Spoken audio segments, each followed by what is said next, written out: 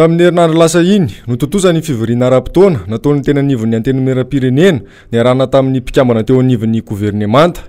Nanomboka androany kosa ho an'ny tena anivon'ny antenimieran-doolona na ny CNA izany.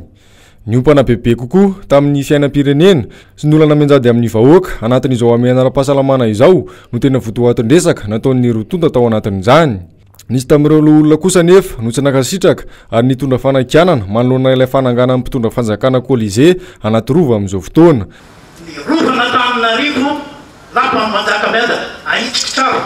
Tsy rova Manjakamiadana tompoko fa rova n'Antananarivo ny fiteny azy ary lapa Manjakamiadana izay misy mivakoka ny asina soatoavina malagasy ary io fototsika malagasy mihitsy.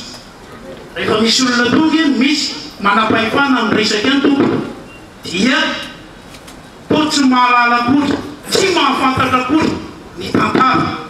Ary tahak'izy io marina mihitsy ny voalaza rehetra hatramin'izay fa io anie tsy rovan'ny Merina irery fa ny malagasy io.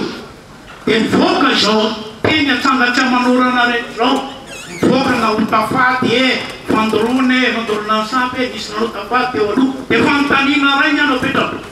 Raha nanao tafady sy nanao ny adarana ny rehetra teo aloha ve tompoko dia isika mandidy izay mieritreritra ny anaony dia manaraka an'izay koa satria nanao tafady ny teo aloha dia ataontsika koa zany ity dedikasy ity ahitsika avy hatrany ny resaka Colisée.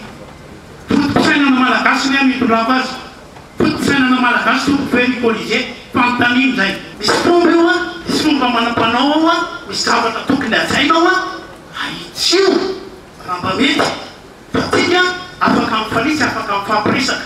So dia le fomba fitentsika mihitsy sy le fomba fanentanantsika ny olona no tokony amboarina aloha mba iraisina tokoa tsika amin'izao fiantohana ny coronavirus.